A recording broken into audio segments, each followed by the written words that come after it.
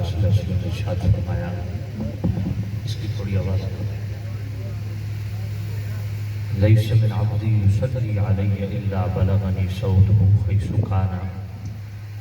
میرے کریم نبی نے فرمایا میرا کوئی غلام ایسا نہیں جو مجھ پر درود و سلام پڑھے اور میں اس کی آواز نہ سنوں۔ بھائی اس کو بولو کیا کر رہے ہو؟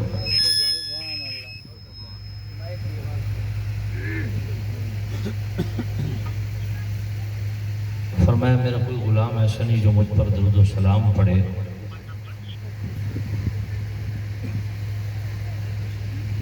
اور اس کی آواز مجھ تک نہ پہنچے۔ بلغنی صوتہ،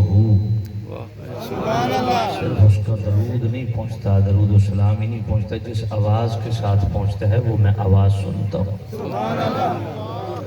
قلنا بعد وفاتک، صحابہ گزار ہوئے یا نبی اللہ پردہ کرنے کے بعد بھی سنیں گے؟ قال بعد وفاتی، فرمایا پردہ کرنے کے بعد بھی جہاں سے میرا غلام مجھ پر درود و سلام پڑے گا اس کا درود و سلام میں خود سنوں گا۔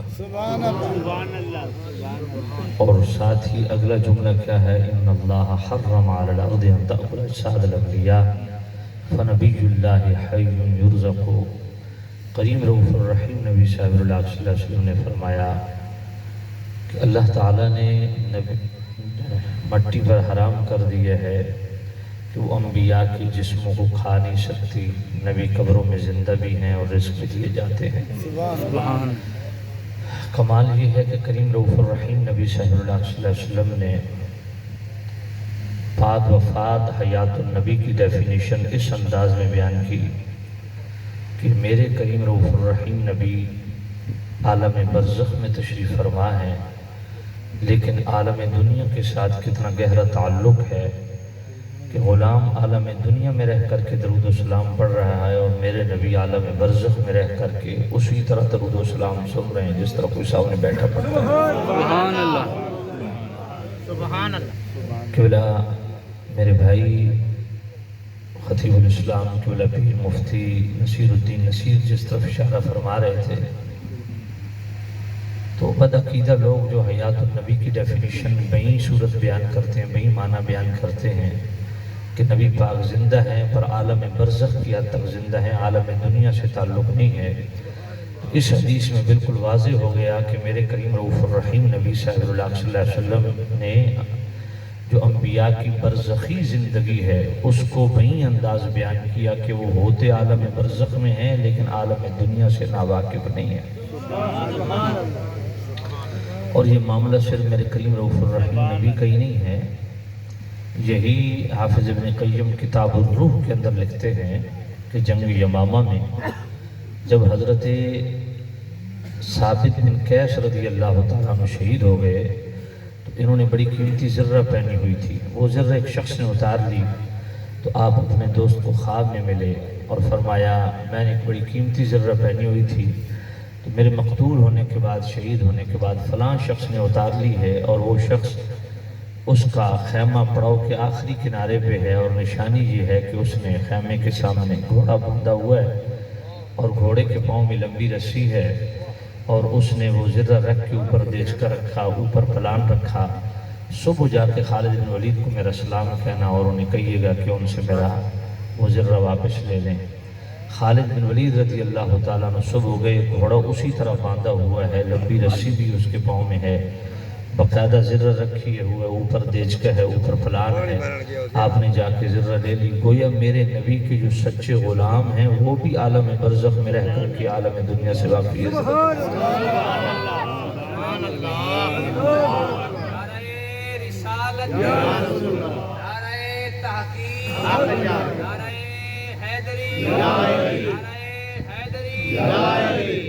اس لیے دوستو درود شریف جب بھی پڑھا کرو اسی عقیدے کے ساتھ پڑھا کرو کہ نبی پاک صلی اللہ علیہ وسلم ہمارا درود و سلام سن رہے ہیں۔ اللہ اکبر۔ یہ آج کا جلسہ بھی نگاہ مصطفیٰ میں ہے۔ شارح بخاری امام قسطلانی مواہب اللہ دنیا میں یہ حدیث لائے، امام طبرانی اپنی سند کے ساتھ یہ حدیث لائے حضرت عبداللہ بن عمر رضی اللہ تعالیٰ عنہ سے۔ کریم رؤوف الرحیم نبی نے فرمایا ان اللہ قد رفع علی الدنیا، اللہ نے ساری دنیا اٹھا کے یوں میرے سامنے کر دی ہے، فانا انظر الیہا، میں ساری دنیا کو دیکھ رہا ہوں، وَإِلَى مَا هُوَ قَائِمٌ فِيهَا إِلَى يَوْمِ الْقِيَامَةِ كَأَنَّمَا أَنظُرُ إِلَى كَفِّ هَذِهِ، اور میں اپنا پوری دنیا کو قیامت کی صبح تک اس طرح دیکھ رہا ہوں جس طرح ہاتھ کی ہتھیلی ہوتی ہے۔ اس لیے اس عقیدے کے ساتھ درود و سلام پڑھیں کہ کریم رؤوف الرحیم نبی درود و سلام سماعت بھی فرما رہے ہیں، خوش بھی ہو رہے ہیں۔ الصلاۃ والسلام علیک یا سیدی یا رسول اللہ، الصلاۃ والسلام علیک یا سیدی یا حبیب اللہ، الصلاۃ والسلام علیک یا سیدی یا خاتم النبیین وعلى آلك وأصحابك يا سيدي يا شفيع المذنبين۔ سبحان اللہ، سبحان اللہ۔ واجب الاحترام سامعین عزیز شام، بالخصوص علماء اہل سنت، مجھ سے قبل میرے بھائی، میرے بڑے پیارے ساتھی، میرے مخلص دوست خطیب الاسلام حضرت قبلہ علامہ مولانا مفتی نصیر الدین نصیر، جن کو زندگی میں میں نے آج پہلی دفعہ سماعت کیا ہے، حالانکہ میرے دوست ہیں، بڑے یارانہ ہے ہمارا، بے تکلف دوستی ہے۔ جب یہ پنڈی میں آتے ہیں مجھے فون کرتے ہیں میری زیارت کرنی ہے، میں اپنی زیارت کو تک فارغ کو نہ ہویا، تو یہ یعنی میرے اتنے بے تکلف دوست ہیں۔ تو لیکن آج میں نے ان کا بیان سنا ہے، اس سے پہلے بیان سنا نہیں ہے آج تک، اور مجھے آج سن کے بڑی فرحت محسوس ہوئی کہ ماشاءاللہ آپ بڑے مترنم خطیب ہیں، اور ماشاءاللہ اچھے ذمہ دارانہ گفتگو ہے، دلائل کے ساتھ بولتے ہیں۔ میرے انتہائی مہربان مناظر اسلام مفتی اسلام حضرت فاضل جلیل عالم نبیل قبلہ علامہ مولانا مفتی طیب عرفان باروی صاحب دامت برکاتہ القدسیہ، جنہوں نے مجھے حکم فرمایا کہ یہاں حاضر ہو کر آپ کی خدمت میں کچھ عرض کروں۔ مفتی صاحب ماشاءاللہ خود بہترین عالم دین ہیں، مناظر ہیں، مفتی ہیں، اور زبردست خطیب ہیں۔ اللہ تعالیٰ آپ کو بھی دین دنیا کی بھلائیاں نصیب فرمائے۔ حضرت صاحبزادہ والا شان قبلہ پیر طریقت رہبر شریعت قبلہ پیر در علی شاہ صاحب جنڈیر الہاشمی دامت برکاتہ القدسیہ، دیگر حضرات علماء اہل سنت، عوام اہل سنت، دعا گو ہوں اللہ تعالیٰ استاذ الحفاظ حضرت قبلہ حافظ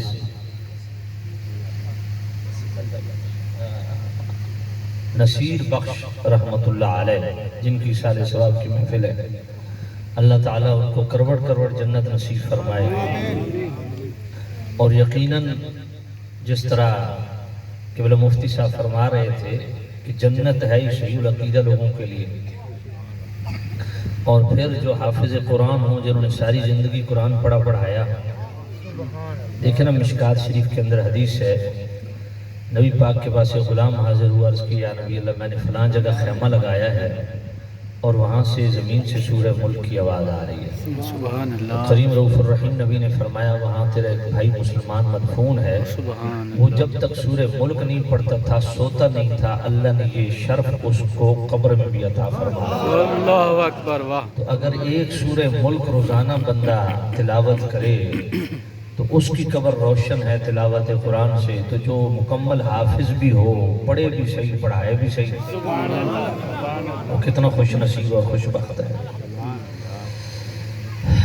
یقیناً یہ شرافتیں سبحان اللہ، آج تو عام طور پہ ذلالت و جہالت کا دور ہے، عام آوازہ بھی یہی ہے کہ یہ حفظ قرآن جو ہے تضییع اوقات ہے، دماغ سوزی ہے، رٹا لگانا ہے۔ یقین جانیے حافظ قرآن اللہ نے اس کو بڑی عظمت بخشی ہے۔ سنن دارمی کے اندر حدیث ہے، حضرت عقبہ بن عامر رضی اللہ تعالیٰ راوی ہیں، کریم رؤوف الرحیم نبی صلی اللہ علیہ وسلم نے ارشاد فرمایا لو جعل القرآن فی ہاب ثم القی فی النار ما اخترق۔ میرے نبی نے فرمایا اگر قرآن مجید کو کچے چمڑے میں لپیٹ کے آگ میں ڈالا جائے تو آگ اسے جلائے گی نہیں۔ مشائخ حدیث نے اس کی دو توجیحات بیان کی ہیں۔ جمہور مشائخ حدیث تو اس طرف گئے ہیں کہ دل ایک کچا چمڑا ہے، جس دل کے اندر قرآن مجید محفوظ ہو گیا وہ کسی اور گناہ کی پاداش میں دوزخ ڈالا بھی جائے ما مست النار، اسے آگ مس نہیں کرے گی۔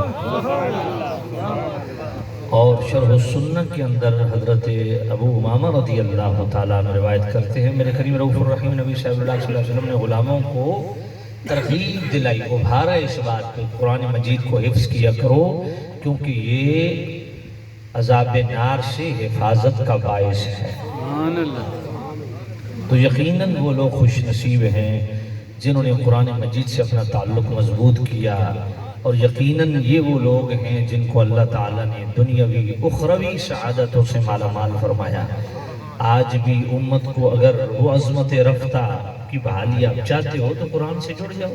حضرت سیدتنا عائشہ صدیقہ رضی اللہ تعالیٰ عنہ روایت کرتی ہیں، حلیۃ الاولیاء کے اندر ابو نعیم اس حدیث کو لاتے ہیں، کریم رؤوف الرحیم نبی صلی اللہ علیہ وسلم نے ارشاد فرمایا ان لکل شیء شرفا یتباہون بہ وان بہاء امتی وشرفها القرآن۔ فرمایا ہر چیز کی کوئی نہ کوئی شرافت ہوا کرتی ہے جس سے وہ تفاخر کیا کرتی ہے۔ ایک مستحکم معیشت والا بندہ، اس کا وجہ افتخار مستحکم معیشت ہے، تاجر کی وجہ افتخار اس کی مستحکم تجارت ہے، ذمہ دار کی وجہ فضیلت و عظمت، وجہ اعجاز توقیر وہ ذمہ دارہ ہے۔ تو تمام شعبہ زندگی سے ریلیٹڈ جو لوگ ہیں وہ اسی شعبے میں نام کماتے ہیں، بالآخر نام مٹ جاتا ہے۔ فرمایا وَإِنَّ بَهَاءَ أُمَّتِي وَشَرَفَهَا الْقُرْآنِ، میرے کریم رؤوف الرحیم نبی فرماتے ہیں میری امت کی رونق اور بہار اور دائمی شرافت وہ قرآن مجید کے ساتھ ہے۔ اس لیے مسلم شریف کی حدیث ہے، حضرت عمر رضی اللہ تعالیٰ عنہ روایت کرتے ہیں، کریم رؤوف الرحیم نبی نے فرمایا ان اللہ یرفع بہذا الکتاب اقواما ویضع بہ آخرین۔ فرمایا کتنے لوگ ایسے ہیں جنہوں نے قرآن مجید سے اپنا تعلق مضبوط کیا، پستیوں میں پڑے ہوئے تھے، اللہ تعالیٰ نے قرآن کی نسبت کی وجہ سے ان کو اوج ثریا عطا فرمایا، اور معاشی طور پہ، معاشرتی طور پہ، لسانی طور پہ، قبیلائی طور پہ، خاندانی طور پہ بڑے بڑے مستحکم لوگ ایک نہ ایک دن جناب والا تنزلی کا شکار ہو گئے جنہوں نے قرآن کی نسبت کو قائم نہیں رکھا۔ تو یقیناً یہ ہستی جن کی اشارے ثواب کے لیے ہم اکٹھے ہیں یہ خود بھی حافظ قرآن ہیں، اور بڑی قسمت کی بات ہے کہ ان کے بیٹے جناب کرنل حافظ قاسم صاحب یہ بھی حافظ قرآن ہیں، اور ہم ان سے بھی توقع رکھتے ہیں کہ انشاءاللہ یہ اپنے بچوں کو بھی انشاءاللہ حافظ بنائیں گے۔ اللہ تعالیٰ اس پورے خاندان کو دین دنیا کی بھلائیاں نصیب فرمائے، دنیا اور آخرت کی بھلائیاں نصیب فرمائے۔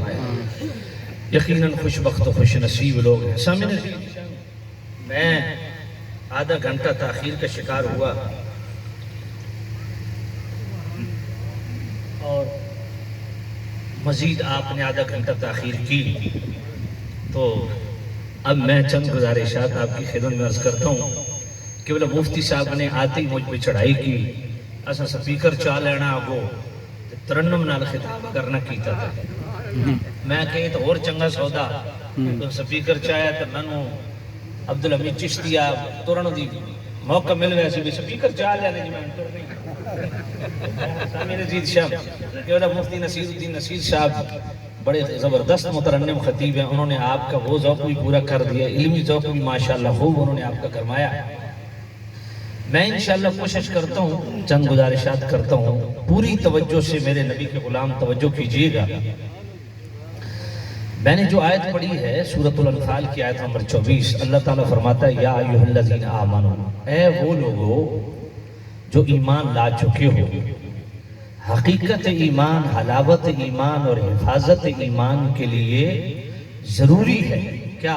استجیبوا للہ وللرسول اذا دعاکم، قبول کرو اللہ کے لیے اور اللہ کے رسول کے لیے کیا اذا دعاکم بلاوے کو جب وہ تمہیں بلائے اللہ اور اس کے رسول کے بلاوے پہ بلا تاخیر لبیک بمانا صادق کہتے ہوئے حاضر ہو جاؤ وَعْلَمُوا أَنَّ اللَّهَ يَحُولُ بَيْنَ الْمَرْءِ وَقَلْبِهِ اور جان لو یہ بڑا نصیحت آموز جملہ ہے ہر بندہ سنے وَعْلَمُوا جان لو تمہیں پتہ ہونا چاہیے أَنَّ اللَّهَ يَحُولُ بَيْنَ الْمَرْءِ وَقَلْبِهِ کہ اللہ تعالیٰ اس تاخیر کا شکار ہونے والوں کے لیے بہت بڑا سبق ہے اس میں فرمایا اللہ تعالیٰ اپنے حکم کا پردہ تمہارے اور تمہارے قلبی ارادے کے درمیان حائل کر دے گا فرمایا اگر تم نے اللہ اور اس کے رسول کے بلاوے پہ تاخیر کا شکار ہوئے اللہ اور اس کے رسول کے بلاوے کو عامیانہ یا سطحی انداز سے لیا اور فی الفور اس پر عمل پیرا نہ ہوئے تو اس کا وبال کیا ہوگا اس کی نحوست کیا ہوگی فرمایا اللہ تعالیٰ اپنے حکم کا پردہ تمہارے اور تمہارے قلبی ارادے کے درمیان حائل کر دے وَأَنَّهُ إِلَيْهِ تُحْشَرُونَ اور فرمایا پلٹ کے تم نے میری طرف ہی آنا ہے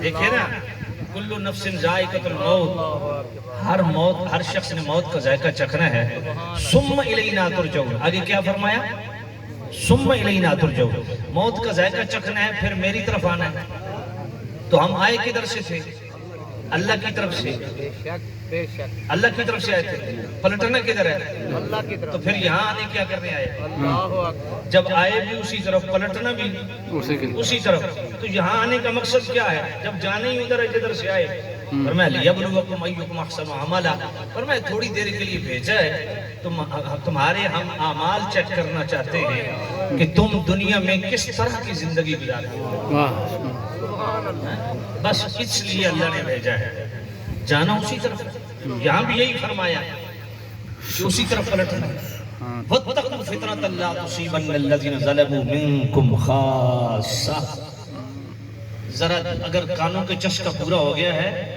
تو میری بات ذرا دل کے کان لگا کے سنیے گا وَاتَّقُوا فِتْنَةً لَا تُصِيبَنَّ الَّذِينَ ظَلَمُوا مِنكُمْ خَاصَّةً یہ میرے لیے بھی ہے ان علماء کے لیے بھی ہے پیروں کے لیے بھی ہے خطیبوں نقیبوں کے لیے بھی ہے اور جس کے گردن میں سریہ ہے نا وہ اپنا سریہ نکالے اللہ ٹھیک ہے وَاتَّقُوا فِتْنَةً لَا تُصِيبَنَّ الَّذِينَ ظَلَمُوا مِنكُمْ خَاصَّةً اللہ فرماتا ہے ڈرو اس وقت سے اس عذاب سے اس فتنہ سے اس آزمائش اور مصیبت و آلام اور سختی سے کہ جب اللہ کا عذاب آئے گا پھر وہ تم میں سے خاص جو ظالم ہے نا صرف ان کو نہیں پکڑے گا تم نیک بھی رگڑے جاؤ گے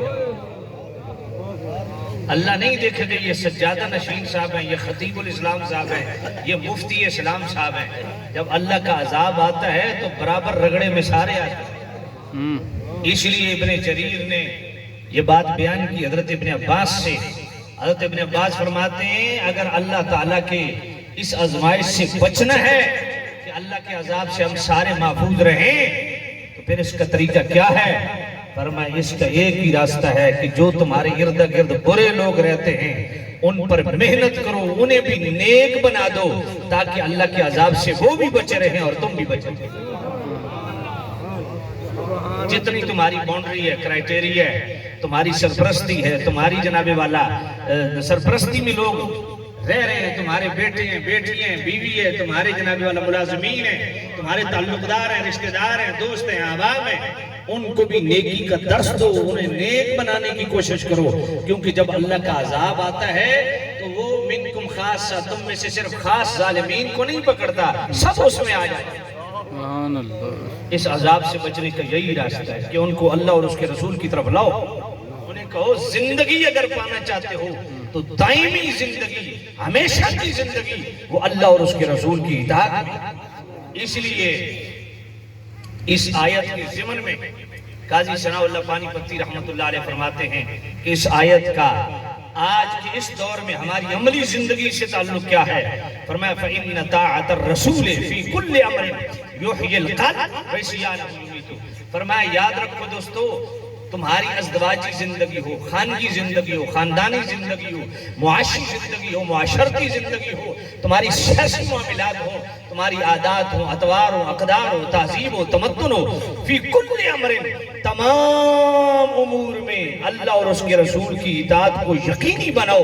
جب تمام معاملات زندگی میں، معمولات زندگی میں، اپنی عادات و اطوار میں، تہذیب و تمدن میں، اپنی خانگی معاملات میں، خاندانی معاملات میں، معاشی معاملات میں، معاشرتی معاملات میں، کاروبار تجارت میں، فرمایا جب تم اللہ اور اس کے رسول کی اطاعت کو یقینی بناؤ گے، یحیی القلب، ساری کائنات کے دل مر سکتے ہیں، تیرا دل کبھی نہیں مرے گا۔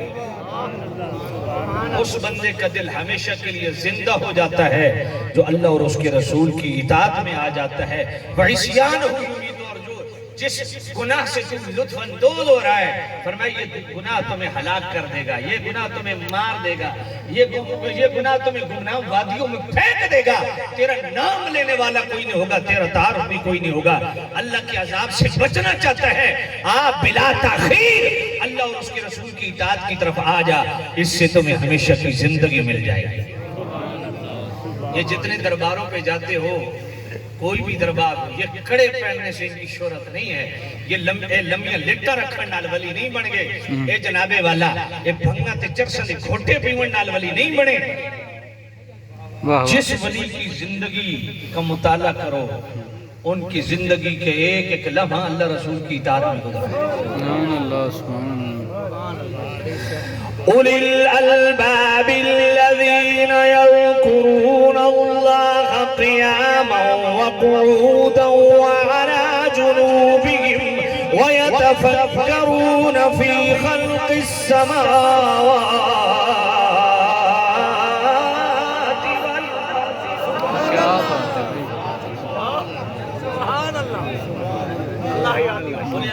کون ہے، عقل مند کون ہے، صاحب بصیرت کون ہے؟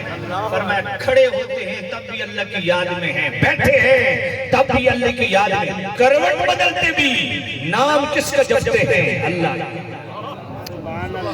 والذین یبیتون لربهم سجدا وقیاما،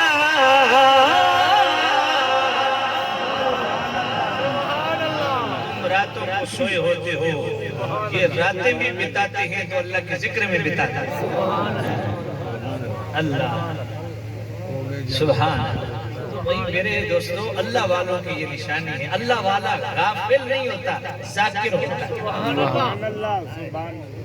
اسی لیے دوستو آ جاؤ استجیبو، یہ اب کرنل صاحب نے آپ کو بلا لیا ہے، اب ہر بندہ کوشش کرے گا، میں بھی منہ دکھاؤں گا جی میں آپ کے حکم پہ آ گیا ہوں، ہم سارے تعارف کروائیں گے، تو بھائی کتنی اچھی بات ہے کہ آپ کچھ سیکھ کے جائیں، آج کچھ لے کے جائیں، کیونکہ رمضان شریف آ گیا ہے۔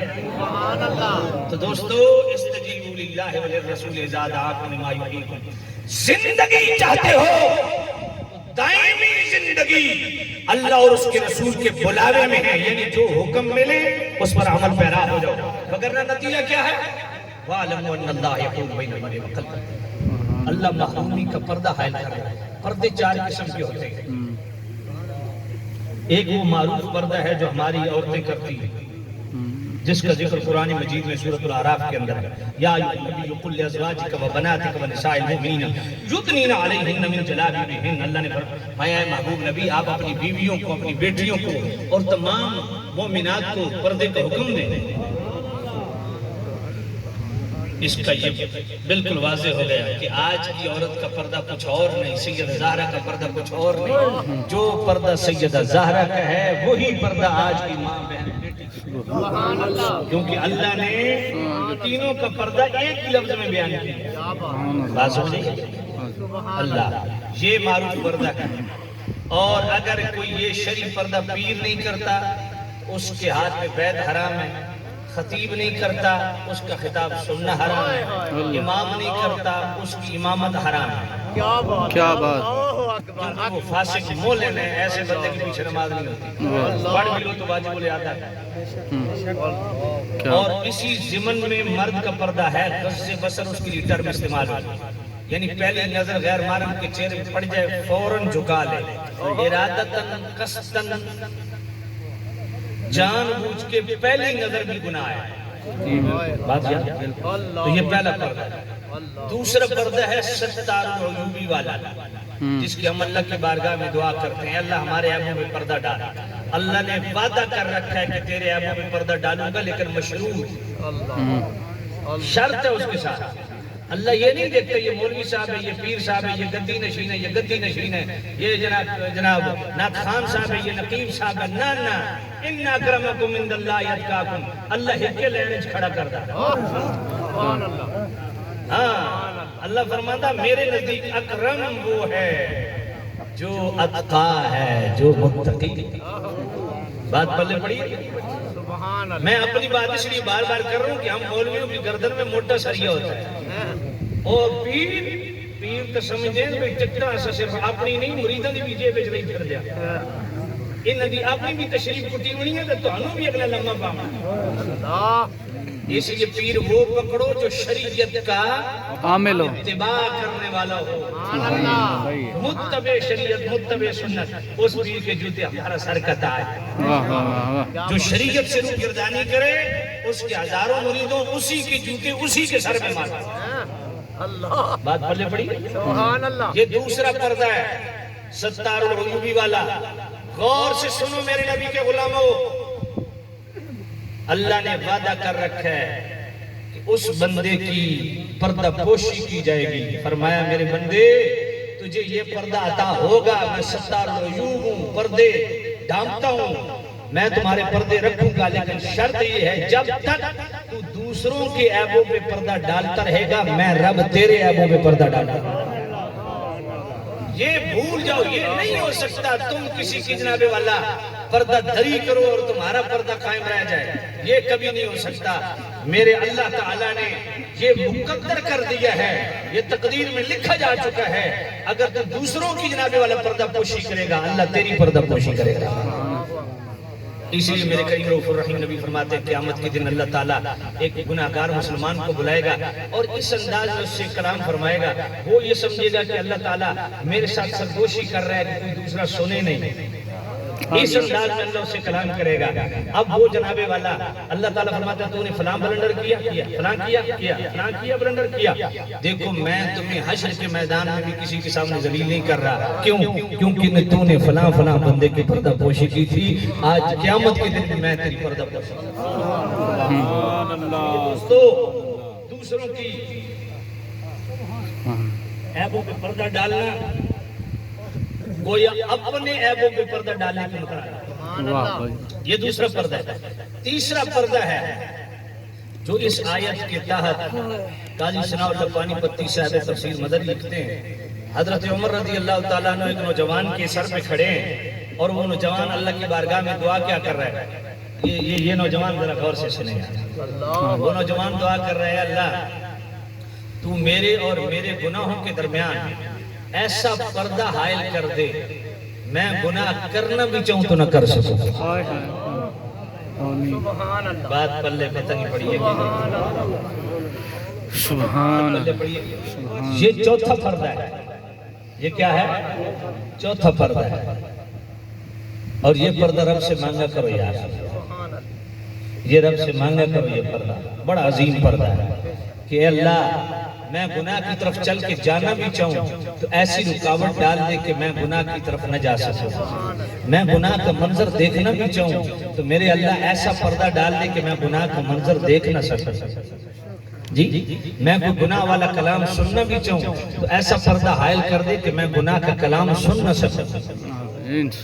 نعرہ تکبیر، نعرہ رسالت، کھڑے ہو کے استقبال کریں، حضرت صاحب تشریف لائیں۔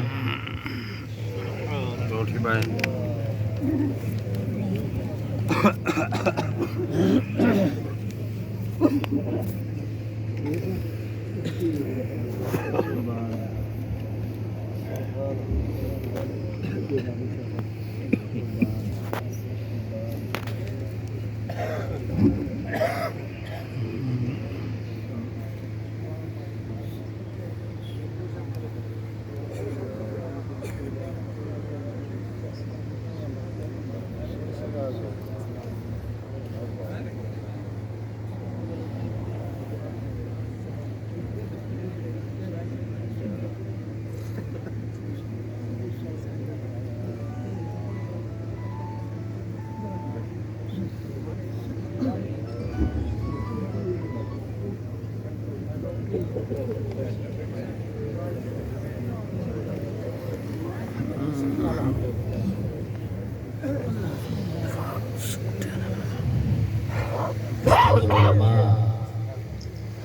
پیر طریقت رہبر شریعت مفلس فی اللہ حضور قبلہ پیر سید محمود حسین شاہ صاحب آپ تشریف فرما ہو چکے ہیں۔ سامع نظیر سے ہم توجہ کرنا، یہ 4 پردے ہیں، تو میں تیسرا پردہ عرض کر رہا تھا۔ تیسرا پردہ کون سا ہے؟ حضرت عمر رضی اللہ تعالیٰ عنہ نے اس نوجوان جو یہ دعا کر رہا تھا، اے اللہ میرے اور میرے گناہوں کے درمیان ایسا پردہ حائل کر دے کہ میں گناہ کرنا بھی چاہوں تو نہ کر سکوں، تو قاضی ثناء اللہ پانی پتی رحمت اللہ علیہ سے جس کو لاتے ہیں، حضرت عمر رضی اللہ تعالیٰ عنہ نے اس کو تھپکی دی اس کی پشت پہ، فرمایا نوجوان اللہ تعالیٰ تیری دعا قبول کرے، تو بڑی حسین دعا کر رہا ہے، آپ یہ پردہ رب سے بطور بھیک مانگا کرو، اے اللہ ایسا پردہ میرے اور میرے گناہوں کے درمیان حائل کر دے کہ میں گناہ کرنا بھی چاہوں تو نہ کر سکوں۔ چوتھا پردہ جو اس آیت کے اندر ہے، وَاعْلَمُوا أَنَّ اللَّهَ يَحُولُ بَيْنَ الْمَرْءِ وَقَلْبِهِ، یہ محرومی والا پردہ ہے۔ فرمایا میرے بندے جب لگاتار تو بغاوت اختیار کرتا ہے، اللہ اور اس کے رسول کے فرامین سے اعراض کرتا ہے، کنی کتراتا ہے، اہمیت نہیں دیتا، تو میں تجھ سے نیکی کی توفیق چھین لیتا ہوں اور ایسا پردہ حائل کر دیتا ہوں کہ تو نیکی سے محروم کر دیا جاتا ہے۔ اللہ، اس لیے دوستو یہ 4 پردے ہیں۔ پہلے 3 پردے اللہ سے بطور بھیک مانگا کرو، اور اس چوتھے پردے سے اللہ کی پناہ مانگا کرو۔ وَاعْلَمُوا أَنَّ اللَّهَ يَحُولُ بَيْنَ الْمَرْءِ وَقَلْبِهِ۔ اللہ اکبر، اللہ اکبر، سبحان اللہ۔ تو اس آیت کا حقیقی مفہوم کیا ہے جو قاضی ثناء اللہ پانی پتی رحمت اللہ علیہ بیان کر رہا ہے؟ فَإِنَّ طَاعَةَ الرَّسُولِ فِي كُلِّ أَمْرٍ يُحْيِي الْقَلْبَ۔ اور میں ہمیشہ کی زندگی چاہتا ہے کہ دل زندہ رہے، تو بلا تاخیر تمام امور میں اللہ اور اس کے رسول کی اطاعت کو یقینی بنا۔ اب قبلہ مفتی صاحب کے حکم کے مطابق میں آپ کے ذوق کو سامنے رکھتے ہوئے ارشاد کرتا ہوں، یا ایھا الذین آمنوا استجیبوا للہ وللرسول اذا دعاکم لما یحییکم واعلموا ان اللہ یحول بین المرء وقلبہ وانہ الیہ تحشرون۔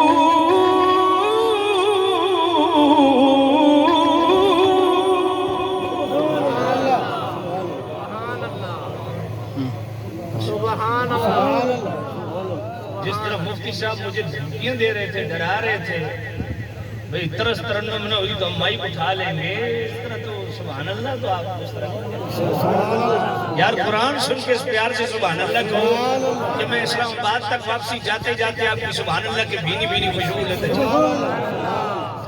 میں پھر آیت پڑھتا ہوں، کون کون سبحان اللہ کہے گا؟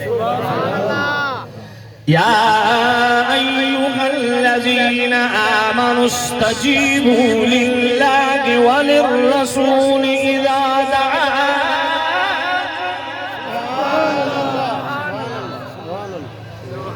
استجیبوا للہ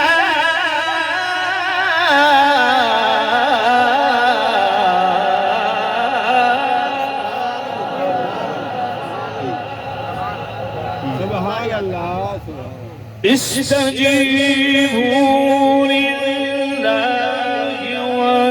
وللرسول اذا دعاکم۔ سبحان اللہ۔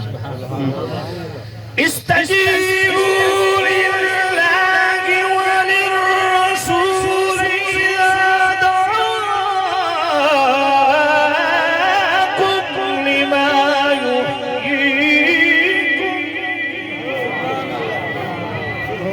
فرمائے ایمان والو، جب اللہ اور اس کے رسول کی طرف سے بلاوا آ جائے، بلا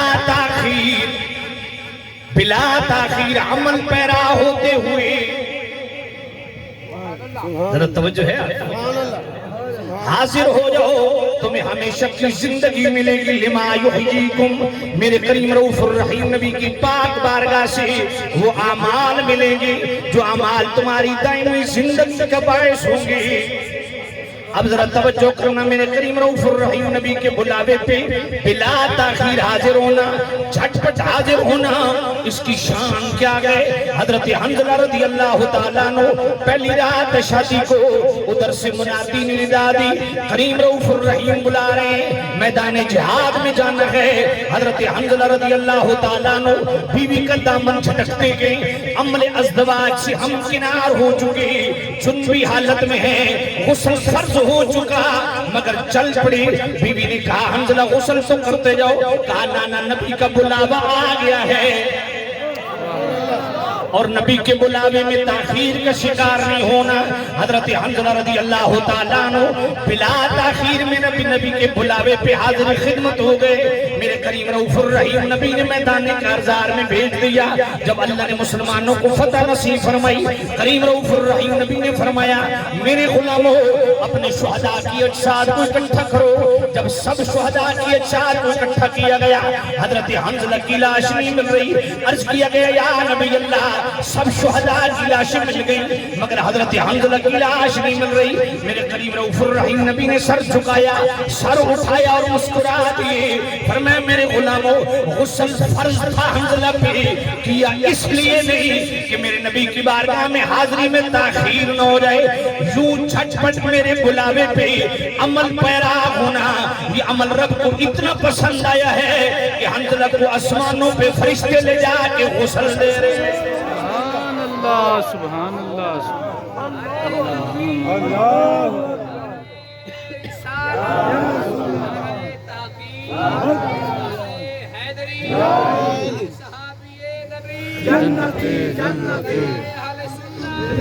آج جناب والا الاصابہ پڑھی میرے کریم رؤوف الرحیم نبی جمعے کا خطبہ دے رہے ہیں حضرت عبداللہ ابن رواحہ رضی اللہ تعالیٰ عنہ آپ مسجد نبی کی سیڑھیاں چڑھے جناب والا ادھر سے آوازیں اجلسو ہو فوراً وہیں بیٹھ گئے جمعے کا اختتام ہوا میرے کریم رؤوف الرحیم نبی نے حضرت عبداللہ بن رواحہ کو بلوایا اور ارشاد فرمایا اے عبداللہ تمہیں کیا ہوا تمہیں کیا ہوا یہ بیٹھنے کا حکم تیرے لیے تو نہیں تھا یا نبی اللہ میں نے سمجھا مجھے حکم ہے میرے کریم رؤوف الرحیم نبی نے اپنے غلام کی یوں جھٹ پٹ حضور کی اطاعت کرنا اتنا پسند آیا کہ میرے کریم نبی نے ہاتھ اٹھا دیے اللہ کی بارگاہ میں اور کیا عرض کی اللہ کی بارگاہ میں دعا کی اور حضرت عبداللہ بن رواحہ کو دعا دی زادک اللہ حرصاً علی طواعیت اللہ وطواعیت رسولہ فرمایا اے میرے غلام جو تجھ میں اللہ اور اس کے رسول کی اطاعت کا جذبہ ہے اللہ تعالیٰ اس حرص کو اور بڑھائے اللہ رسول کی اطاعت کی کیا شان ہے اللہ اور اس کے رسول کی اطاعت کی دعا خود رسول اللہ دے رہے ہیں کہ اللہ اس حرص کو اور بڑھائے یہ کس کو دعا دے رہے ہیں صحابی کو اور صحابی پتہ کون ہوتا ہے غزالی زمانہ کے دوران قبلہ سید احمد کاظمی شاہ صاحب رحمت اللہ علیہ مقالات کاظمی کی چوتھی جلد 138 کھولیے آپ فرماتے ہیں کہ کائنات عالم کے سارے اغواس اقطاب اوتاد ابدال نجبا شرفا عظماء کبرا صالحین کاملین عارفین ان سب کے زندگی کے سارے وہ مقبول اعمال ان کے فرائض و واجبات و سنن جو اللہ کی بارگاہ میں قبول ہیں منظور ہیں ان سب کو اکٹھا کر کے ایک پلڑے میں رکھو اور ایک وہ ہستی جس نے صرف 1 سیکنڈ کے لیے میرے نبی کی مجلس اختیار کی اور ایمان کی حالت میں دنیا سے چلا گیا اس کو ایک پلڑے میں رکھو یار سارے غوثوں قطب و ابدالوں سے بڑھ کے ہے میرے نبی کا صحابی مگر اطاعت رسول کی شان کیا ہے میرے نبی اپنے صحابی کو بھی دعا دے رہے ہیں اللہ اور اس کے رسول کی اطاعت پر مزید ہے مزید اس پہ حریص ہونا اللہ جب اتنی شان والوں کو اتنی شان والے نبی بھی اطاعت خدا اور اطاعت مصطفیٰ کی حریص ہونے کی دعا دے رہے ہیں. آج ہمیں کتنا حریص ہونا چاہیے. اور پھر آپ کی خدمت میں عرض ہے کہ میرے کریم رؤوف الرحیم نبی صاحب اللہ صلی اللہ علیہ وسلم نے صرف اس کا ایک عمل دیکھا تو اتنے خوش ہوئے کہ دعا دے دی. آپ بھی مصطفیٰ کریم کو خوش کریں کہ حضور آپ کو بھی دعائیں دیں. دعا تو حضور آج بھی کر رہے ہیں. جس طرح کہ الجوہر المنظم کے اندر امام ابن حجر مکی اس آیت کو مستدل بناتے ہیں اسی مضمون کا. آیت پڑھ دوں سورہ وَاسْتَغْفِرْ لِذَنبِكَ وَلِلْمُؤْمِنِينَ وَالْمُؤْمِنَاتِ.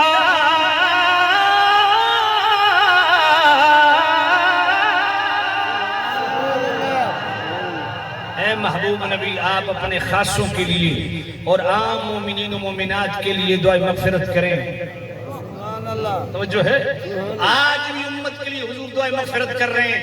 اور پھر مجموع الزوائد کے اندر صحیح حدیث جس کو امام الدین حسنی نے حضرت عبداللہ بن مسعود راوی صحیح الرجال حدیث میرے نبی نے فرمایا حیاتی خیر لکم تحدثون و تحدث لکم. میری ظاہری حیات بھی تمہارے لیے خیر ہے, تم حدیثیں سنتے سناتے ہو. وفاتی خیر لکم, میرا دنیا سے پردہ کر جانا بھی تمہارے لیے خیر ہے. تورد علی اعمالکم, تمہارے اعمال میری خدمت میں پیش ہوں گے. فما رأیت من خیر, اگر تمہارے عمل اچھے دیکھوں گا حمدت اللہ علیہ, اللہ کی حمد کروں گا جس نے تمہیں نیک اعمال کی توفیق دی. فما رأیت من شر, اور اگر تمہارے عمل برے دیکھوں گا استغفرت اللہ لکم, اللہ کی بارگاہ میں تمہارے لیے دعائے مغفرت کروں گا. آج بھی امت کے لیے حضور دعائے مغفرت کر رہے ہیں. لیکن اپنے ایمان سے بتاؤ حضور کو رلانا ضروری ہے, خوش کر کے دعا لو. اللہ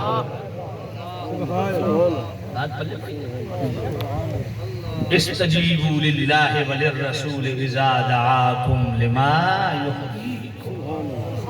بلا تاخیر اللہ رسول کے بلاوے پہ حاضر ہو جاؤ اور عمل پیرا ہو جاؤ. سنن نسائی کتاب الزکات کے اندر ایک حدیث موجود ہے. ایک یمن کی عورت آئی, 7 جوان سالہ بیٹی بھی ہے, اس نے سونے کے کنگن پہنے ہوئے ہیں. میرے کریم رؤوف الرحیم نبی نے فرمایا اس کی زکات دیتی ہو؟ یا نبی اللہ نہیں. فرمایا پسند کرتی ہو کہ اس کے بدلے تمہیں جہنم کے کنگن پہنائے جائیں, آگ کے کنگن پہنائے جائیں؟ فوراً وہ کڑے اٹھارے حضور کے سامنے ھذا للہ ولرسولہ, یہ اللہ اور اس کے رسول کے لیے. عورتیں سمجھتی ہیں نا کہ جو زیور پہنا ہوا ہے شاید اس پہ زکات نہیں, اس پہ بھی زکات ہے. اس لیے دوستو سچے غلام بنو. استجیبوا للہ وللرسول اذا دعاکم لما یحییکم. میرے کریم نبی کے بلاوے پہ بلا تاخیر حاضر ہو جاؤ جب میرا نبی بلائے, واسطے اس عمل کے جو تمہارے لیے حیات بخش ہے. اب آئیے اس کا ایک عقیدے کا پہلو بھی ہے, وہ بھی عرض کر دوں. قرآن سن کے ذرا پیار سے کہہ دیں سبحان اللہ.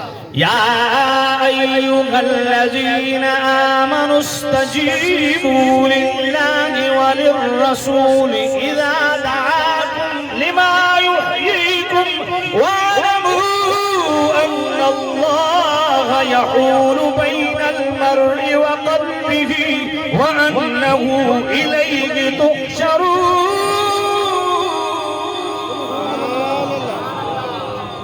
فرمایا ایمان والو جب اللہ رسول کی طرف سے بلاوا آ جائے بلا تاخیر حاضر خدمت ہو جاؤ. اب یہ دوسرے اینگل سے شاید کو میں ڈسکس کرنے لگا ہوں. پہلا اینگل تھا کہ ہماری عملی زندگی سے شاید کا تعلق کیا ہے. اب آئیے دوسرا اینگل, جب فزیکلی میرے کریم رؤوف الرحیم نبی از خود اپنی آواز پاک سے اپنے غلاموں کو بلا لے, پھر کیا حکم ہے. سیاست کے اندر 2 مقام پہ یہ 2 حدیثیں موجود ہیں, اکٹھی کر کے پڑھتا ہوں, وقت بڑا مختصر ہے. حضرت سعید بن معلّہ, ابی بن کعب, دونوں میرے نبی کے غلام نماز پڑھ رہے ہیں. میرے کریم رؤوف الرحیم نبی نے بلا لیا, تھوڑی تاخیر سے حاضر ہوئے. میرے کریم رؤوف الرحیم نبی نے فرمایا تاخیر کیوں کی؟ یا نبی اللہ نماز پڑھ رہے تھے. میرے کریم رؤوف الرحیم نبی نے یہ نہیں فرمایا اچھا مجھے عدم توجہ کی بنا پہ میں نے تمہیں آواز دی, مجھے علم نہیں ہوا, اچھا ہوا تم نے جناب والا پوری کی نہ. میرے نبی نے یہ نہیں فرمایا, بلکہ پوچھا ہے میرے غلام میری آواز سنی کہ نہیں؟ یا نبی اللہ سنی. فرمایا پھر قرآن نہیں پڑھا. میرے نبی نے یہ آیت پڑھ دی, یا ایھا الذین آمنوا استجیبوا للہ وللرسول اذا دعاکم لما یحییکم. گویا اس آیت کا حقیقی مفہوم جو اللہ کی طرف سے نازل کردہ ہے اس کو میرے نبی نے خود بیان کر دیا. کہ نماز پڑھتے بھی میں بلا لوں. یار محمد ابن منقدر راوی ہے، شعب الایمان کی حدیث ہے. میرے کریم رؤوف الرحیم نبی نے فرمایا ماں بلا لے، نفل نماز پڑھتے، فرض نہیں نفل، اور باپ نہیں ماں اس مقام پہ. فرمایا نفل توڑ دو، پہلے ماں کی بات سنو. سبحان اللہ. ماں حکم دے پورا کر کے آؤ، دوبارہ وہی نفل پڑھو. اور مصطفیٰ بلا لیں، چاہے فرض میں چاہے نفل میں. حضرت خدمت ہو جاؤ. میرے نبی بھیج دے بازار، قبلہ سرخ بھی پھر گیا، عمل کثیر بھی پایا گیا. امام شافعی سے پوچھا گیا کہ جی جب پلٹ گئے تو کرنا کیا ہے؟ نئے سرے سے فرمانا من یطع الرسول فقد اطاع اللہ. مصطفیٰ کی اطاعت رب کی اطاعت ہے. جہاں سے چھوڑی تھی وہیں سے شروع کرو. نماز ٹوٹی نہیں. بات سمجھئے. قبلہ مفتی نصیر الدین نصیر صاحب وہ صراط مستقیم کا حوالہ دے رہے تھے نا اسماعیل دیلوی کا، کہ اسماعیل دیلوی نے لکھا کہ نماز میں رسول اللہ کا خیال آ جائے، العیاذ باللہ، یہ گدے اور خچر اور بیوی سے مجامعت سے بھی برا ہے، العیاذ باللہ. میں نے کہا تمہاری یہ نمازیں ہیں، اور الحمدللہ ہم ان جیسے بزرگ ہستیوں نے جو ہمیں نماز سکھائی ہے، وہ نماز تو سراسر تصور رسول میں پڑھی جاتی ہے. میرے نبی نے فرمایا صلو کما رأیتمونی اصلی، اس طرح نماز پڑھو جس طرح مجھے پڑھتا دیکھتے ہو.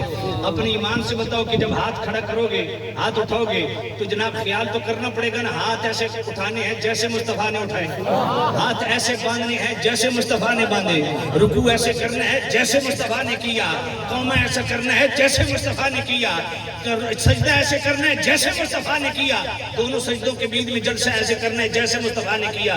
میں کہتا ہوں نماز شروع سے لے کے آخر تک نماز کا کوئی ایک حصہ بتا جو تصور رسول سے، سنت مصطفیٰ سے خالی ہو. نعرہ تکبیر، نعرہ رسالت، نعرہ خلافت، نعرہ حیدری، عظمت مصطفیٰ، شان مصطفیٰ.